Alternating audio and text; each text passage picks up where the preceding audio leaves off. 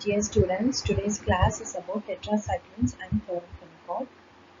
So we see both these drugs together because both share common features. They both are bacteriostatic broad spectrum antibiotics. At the end of this class, you will be able to describe in detail the chemistry, source of tetracyclines, mechanism of action, development of resistance, the pharmacology of tetracyclines, and you will see in detail the pharmacology of doxycycline, minocycline, and tricycline, and the pharmacology of chloramphenicol, and few details about gray baby syndrome.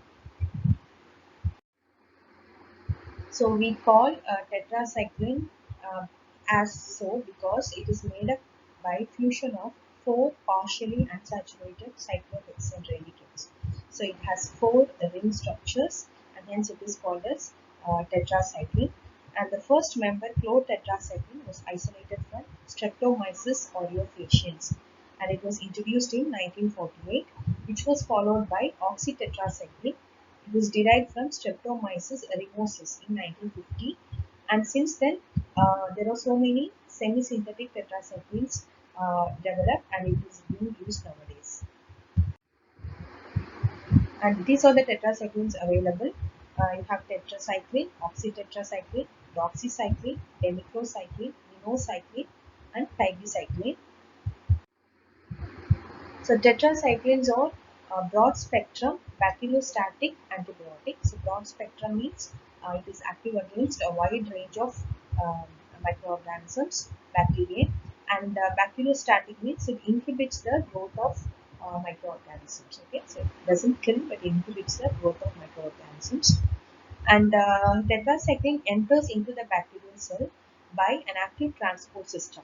Okay, so this transport system is absent in the mammalian cell, and hence the action is more specific for bacteria. And the mechanism is inhibition of protein synthesis by binding to 30S subunit of ribosomes. So we'll see the mechanism in detail.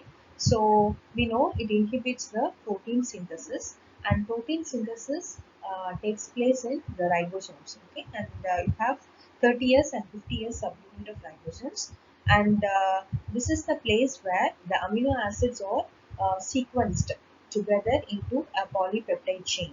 Okay, and this is done by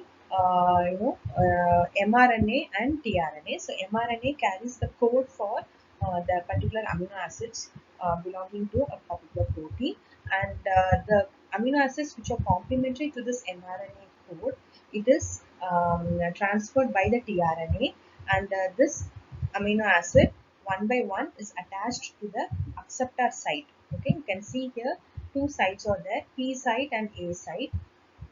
Okay, so P site is the peptidyl site and A site is the acceptor site. So here the when the mRNA code is being read on, so the new amino acid which is complementary to the base sequence of the mRNA is carried by the tRNA, and it gets attached to the A site. Okay, and then the polypeptide chain, which is initiated by the initiator complex of the mRNA.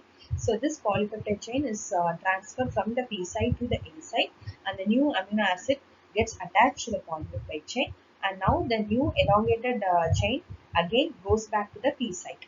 Okay, and then the mRNA moves on, and the next code is exposed, and then amino acid complementary to that particular code is again carried by the tRNA and gets attached to the A site, and again this is added by the polypeptide chain. So this goes on and on.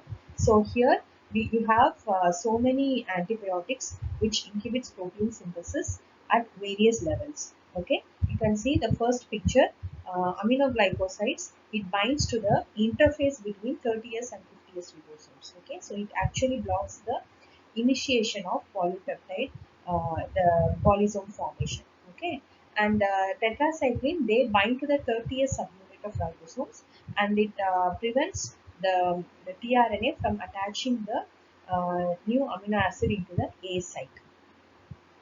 And chloramphenicol, it binds to 50S ribosomes, and it prevents the transfer of the polypeptide chain from P site to A site. Okay, so hence the elongation of polypeptide chain is stopped.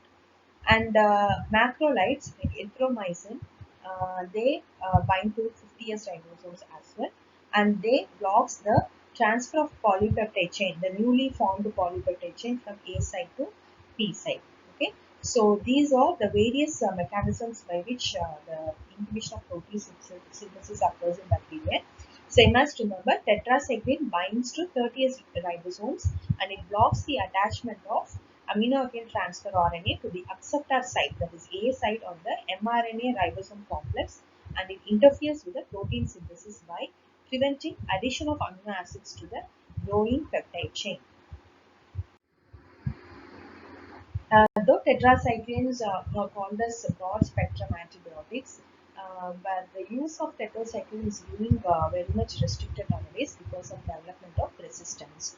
Okay, so resistance can be developed by any of these mechanisms. Either the penetration of antibiotics into the bacterial cell is prevented, okay, or an efflux pump develops where it pumps out the antibiotic out of the bacterial cell wall, or it can be due to modification of the target sites, okay, and or it can be due to development of enzymes which inactivates the antibiotic. So these are the various mechanisms by which resistance develops for an antibiotic. And for tetracycline, the two mechanisms which are important for the development of resistance are blockage of the penetration. Okay, so we know that tetracycline enters inside by an active transport system. So this active transport system is blocked. And again, there can be efflux pumps which pumps out the tetracycline out of the bacterial cell wall. So these two are the important mechanisms of development of resistance in tetracyclines. And pharmacokinetics. One important feature you should remember about tetracycline is it chelates the divalent cations. Okay? Like calcium, magnesium, iron, and aluminum. So because of this chelating property, it forms an insoluble complex, and this gets deposited. The dairy products, okay, the milk products, the antacids, alkaline pH. So all these will promote this complex formation. So dairy products, antacids will contain calcium. Okay, antacids contain magnesium also. So these will make the tetracycline to form a complex, and this is responsible for many adverse drug reactions. Okay, and also drug interactions. So your tetracyclines cannot be given with food or other dairy products because the absorption will be hampered because of this chelating property, and also it may lead to damage to developing teeth and bone, because teeth, bone, they contain calcium. So tetracycline will bind to this calcium and it will form a complex. So it may lead to discoloration of the teeth, bone, and the destruction of the enamel, and stunted growth. So tetracyclines are to be avoided in children. Okay, and tetracyclines are metabolized in the liver, and it is excreted in the urine by glomerular filtration. So when patients with renal impairment will excrete tetracycline very poorly, so it may lead to increased plasma levels of tetracycline and increased toxicity. And doxycycline and minocycline, these two tetracyclines are eliminated by non-renal route. So this is very important because these drugs can be given safely in renal impairment. So adverse drug reactions of tetracyclines, um, mostly hypersensitivity reactions, they are very common. And the important adverse drug reaction you should remember is it is more prone for development of superinfections. So we know tetracyclines are broad spectrum, and it abolishes the gastrointestinal microflora. Okay, so since this microflora is disrupted, it is prone to many opportunistic infection development. Okay, so the most common opportunistic infection is Candidiasis. So it can be present as oral thrush or diarrhea or vaginal candidiasis. Okay, and the other super infection which is of concern is pseudomembranous colitis by Clostridium difficile infection. Okay, so these two super infections are common with tetracyclines. And as discussed, it causes teeth and bone deformity. Okay, so it causes discoloration and enamel dysplasia. So because of the formation of tetracycline orthophosphate complex. Okay, and again it causes bone deformity and growth inhibition, and it has anti-anabolic effect. So because it inhibits protein synthesis, it can have anti-anabolic effect. So though the mammalian cells are not sensitive to the tetracyclines, or it doesn't allow tetracycline inside because of the absence of the active transport system, still this effect can be seen if it is given in higher doses. And higher doses of tetracycline, or when tetracyclines are given without any dose modification in renal impairment patient, it can lead to fatal hepatic dysfunction and pancreatitis. And when we use outdated tetracycline, okay, so this may cause renal tubular acidosis because of damage to the proximal convoluted tubule. So it may cause a reversible Fanconi-like syndrome. And local irritation, so it is a highly irritant substance, so it causes local irritation. So usually intramuscular injections are not advised with tetracycline because of this irritant property. And it is documented to cause benign intracranial hypertension as well. The other adverse effects are photosensitivity, especially seen with denitrocycline and doxycycline. And vestibular toxicity is a unique adverse effect seen with minocycline. And denitrocycline, it inhibits the antidiuretic hormone action. Okay, so because of this, it can cause diabetes insipidus. Okay, the same effect is used therapeutically in the management of syndrome of inappropriate antidiuretic hormone secretion (SIADH). Okay, so because of this, inhibition of ADH action, can be used therapeutically in SIADH management. So the cautions with the use of tetracyclines are: it has to be avoided in pregnancy, lactation, and children younger than 12 years, okay, because of the damage to teeth and bones, growing teeth and bones, and it should never be used beyond the expiry date because of the fear of reversible Fanconi-like syndrome, and it should be used cautiously in renal and hepatic insufficiency, okay, because it is metabolized in the liver and excreted by glomerular filtration, and it is not to be given intrathecally. Okay, so because it is highly irritant, and it should not be mixed with penicillin. Okay, so penicillin is bactericidal, tetracycline is bacteriostatic, so the inactivation occurs. So this is the discoloration of teeth and bone by tetracycline. You can see the brownish yellow discoloration here. And this is the superinfection by Candida albicans. The first picture is the oral thrush. The second one is the vaginal candidiasis. And this is pseudomembranous colitis caused by Clostridium difficile overgrowth. So you can see the pseudomembrane formation with the bacterial overgrowth in this colonoscopy picture. And this is the Fanconi syndrome which I was talking about. So tetracyclines, when it is kept beyond the expiry date, okay, so it forms a compound, toxic product called as epi-anhydrotetracycline. So this formation of toxic product is promoted by increased warmth, moisture, and acidic pH. So actually you can see the change of color. So from yellow to brown. So then you know that no, it is no longer to be used, or it is no longer safe to be used. So when this expired tetracycline is given to the patient, so it causes damage to the proximal convoluted tubule. Okay, so proximal convoluted tubule is the site where the reabsorption of glucose, amino acids, water, and electrolytes, especially bicarbonate, occurs. And so this damage to PCT may cause proteinuria, glycosilia, acidosis, and amino aciduria. So this looks like Fanconi syndrome. Okay, so it causes Fanconi-like syndrome, but it is reversible with the stop of drug. And this is the phototoxicity.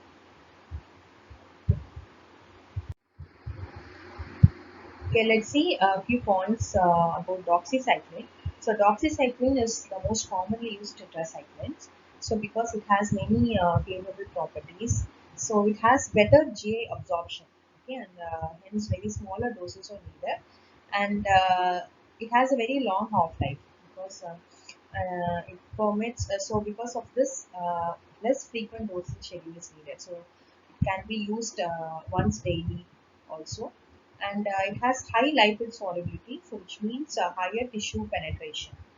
And the elimination is independent of renal function. So it is eliminated by non-renal route.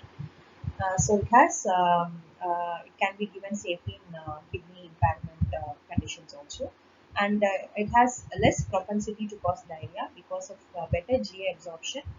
So the gastrointestinal flora is affected very less, and also less occurrence of superinfection and less diarrhea.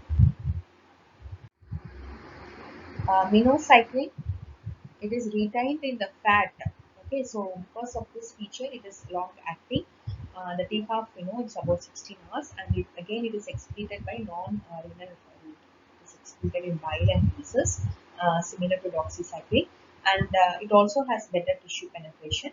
So it's mainly used in prophylaxis of meningococcal meningitis. And rifampicin is the first drug of choice, but minocycline is also used. And it causes reversible vestibular toxicity, which is a unique side effect of minocycline. In clinical uses of tetracycline, so they are not used much nowadays because of the availability of more selective and safer antimicrobial agents. Okay, so though it has still been used in many clinical conditions, so this is the drug of choice for rickettsial infection. So rickettsia is highly sensitive to tetracyclines, and it is used in primary atypical pneumonia, cholera. So in cholera, doxycycline single dose 200 milligrams. It is curative, and it is used in chlamydia infection, H. pylori infection, granuloma inguinal, brucellosis, plague, relapsing fever. The other conditions where they are used are urinary tract infections. Again, these are not the first choice of drug in the conditions. So it can be used when other drugs are not available, or the patients they are allergic to other drugs. It can be used, but it is not the first choice of drug in urinary tract infections, community acquired pneumonia, chloroquine resistant plasmodium falciparum malaria. So, okay, as a combination of adjuvant to other drugs, acne vulgaris, leptospirosis, amoebic dysentery, and SIADH, ribitlocycline, especially is used of SIADH. We will see about tigecycline. It is a synthetic tetracycline analog belonging to glycyl cycline group. Okay, it is actually a semi-synthetic derivative of minocycline, and resistance has not yet been developed to tigecycline because it is not a substrate for the efflux pump, which is responsible for resistance, and also the ribosomal protein protection mechanism, that is target site modification. So that also is not works with tigecycline. Okay, so tigecycline is not a substrate for both the efflux pump or ribosomal protein protection, and hence it is still sensitive to many organisms which were resistant to older tetracyclines, and it is given only by intravenous route, and the elimination is biliary elimination, so it is a non-renal elimination, hence it can be used in renal impairment patients also. The spectrum of tigecycline is it is sensitive against many resistant organisms like MRSA, methicillin resistant Staphylococcus aureus, VRSA, vancomycin resistant Staph aureus, VRE, vancomycin resistant Enterococcus, and Streptococcus pneumonia, which is resistant to penicillins. And it is active against many gram negative bacilli, gram positive and negative anaerobes, and rapidly growing mycobacteria, so which are resistant to older tetracyclines. Um, Two microorganisms which are not sensitive to tigecycline or Pseudomonas and Proteus. So it is not effective in Pseudomonal and Proteus infections. So the use of tigecycline is restricted to serious life-threatening skin, soft tissue infections, intra-abdominal infections, and community acquired pneumonia. So since it is given by only intravenous route, and since in order to prevent the development of resistance, so the use should be restricted only to serious and life-threatening infections. So that's all about tetracycline. We'll move on to chloramphenicol. So chloramphenicol is again a bacteriostatic broad spectrum antibiotic similar to tetracycline. It was derived originally from Streptomyces veniceae, but the chloramphenicol which we use nowadays are synthetic preparations. And it binds to 50S ribosome and inhibits the protein synthesis. So the mechanism which we saw already. So it binds to 50S ribosomes and prevents the transfer of the polypeptide chain from P side to A side. And the antibacterial spectrum is similar to tetracyclines. It has a bactericidal action when it is given in higher concentration. It has bactericidal action against H. influenzae and Neisseria meningitidis. So because of this action, it is used in pyogenic meningitis caused by these two microorganisms. And when you see the structure of chloramphenicol, you can see the nitrobenzene ring structure in the end, okay, in the left hand side. So this nitrobenzene is the active site actually, which is responsible for the antibacterial action. So chloramphenicol is completely absorbed after oral ingestion. Okay, so because of this complete absorption, it is given by oral route, and also because of this complete absorption, the superinfection which is seen with tetracycline is less common with chloramphenicol. Okay, so because it the the sufficient quantity of antibiotic to destroy the antimicrobial to destroy the microbial flora in the GAT is not available with chloramphenicol because of complete absorption, and it is widely distributed to all the tissues and body fluids, including CSF. Okay, and hence it is used in pyogenic meningitis, and it is a highly protein-bound drug. So 60% of the drug is protein bound, and hence it should be used cautiously in hepatic failure where there is hypoalbuminemia. So this may lead to increased free concentration of the drug, which may lead to toxicity, and it is inactivated principally by the liver. Okay, it's metabolized by the liver and eliminated in urine, bile, and feces, and it has an enzyme inhibiting property. So chloramphenicol is a microsomal enzyme inhibitor, so it has many drug interactions. So you should be very careful when chloramphenicol is used along with drugs which are metabolized by cytochrome P450 enzymes like your anti-epileptics. Resistance development, again, resistance is being developed to chloramphenicol at a higher level like your tetracycline, and the mechanism of development of resistance is the acquisition of a plasmid factor called as or plasmid. Okay, so the bacteria may acquire this or plasmid, and this encodes an enzyme called acetyl transferase. So this enzyme inactivates the chloramphenicol. It acetylates chloramphenicol, and acetylated chloramphenicol is no longer has an antibacterial action. So this is the important mechanism of development of resistance with chloramphenicol. The other mechanisms are decreased permeability into the cell, lowered affinity to ribosomes, and cross resistance with macrolides. So we know macrolides also bind to the same 50S subunit of ribosomes. So that can be cross resistance. Adverse reactions, they are mainly allergic reactions. The serious adverse reaction you should remember is bone marrow toxicity. Okay, so this is the most serious adverse reactions of chloramphenicol. So bone marrow toxicity can be either an idiosyncratic reaction or dose dependent. So these two variations you should know, because idiosyncratic reactions is not predictable. Okay, because it is very random, and it has a genetic base, so we cannot predict who will be more prone for this adverse reactions. Okay, so an aplastic anemia is the most common presentation of idiosyncratic bone marrow toxicity, and the second type is dose dependent. So this is due to increased dose of chloramphenicol. So this dose dependent myelosuppression is predictable. So you can do a routine cell count, and you can predict the development of this toxicity, and you can prevent it. And also it is reversible. So you should know the difference between these two types of bone marrow toxicity. And the other important adverse reaction is gray baby syndrome. So this is seen especially in neonates and infants because of poor development of hepatic conjugation enzymes. And the CNS toxicity can occur. Here, superinfections are less common, as I said, because of more complete absorption.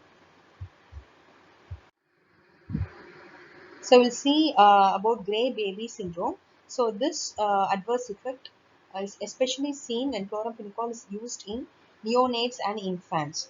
Okay, so because of poor development of hepatic conjugating enzymes, so it is conjugated to a lesser extent, and also the renal tubules are not developed properly. Okay, so because of these two factors, you can see the chloramphenicol plasma level of chloramphenicol increases to a high level, and this may block the electron transport chain. So the manifestations ranges from mild manifestations like vomiting, lethargy, anorexia, abdominal distension, shallow and irregular respiration, to more serious manifestations like hypothermia, flaccidity, peripheral vascular collapse, gray cyanosis, shock, and finally death.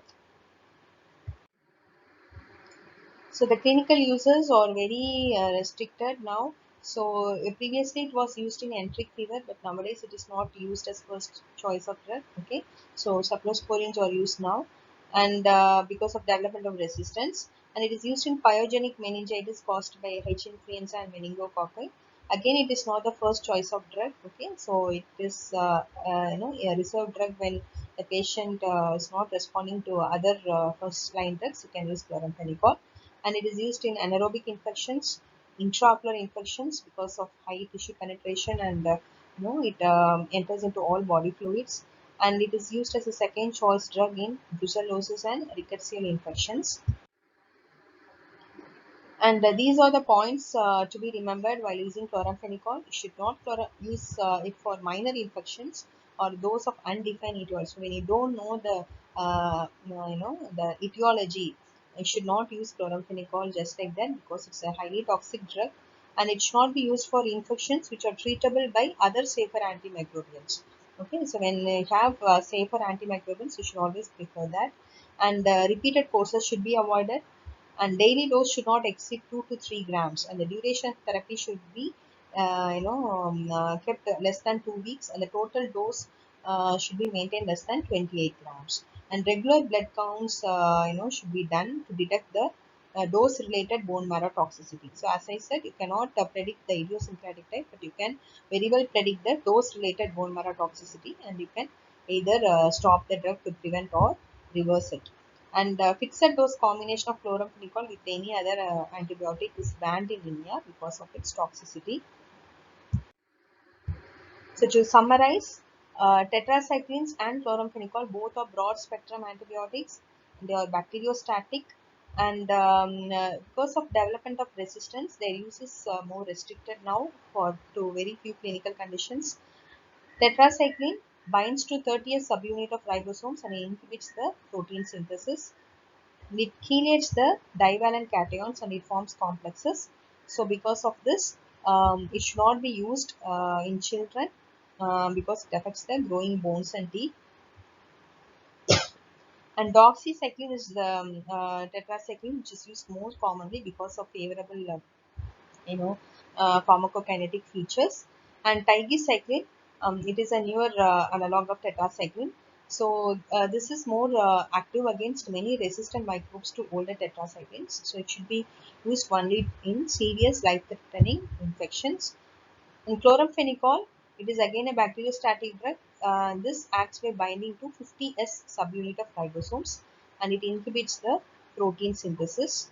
And bone marrow toxicity is a major concern with the use of chloramphenicol. So it can be either idiosyncratic or dose dependent. Gray baby syndrome is seen when chloramphenicol is used in premature infants and neonates. These are the references. Thank you.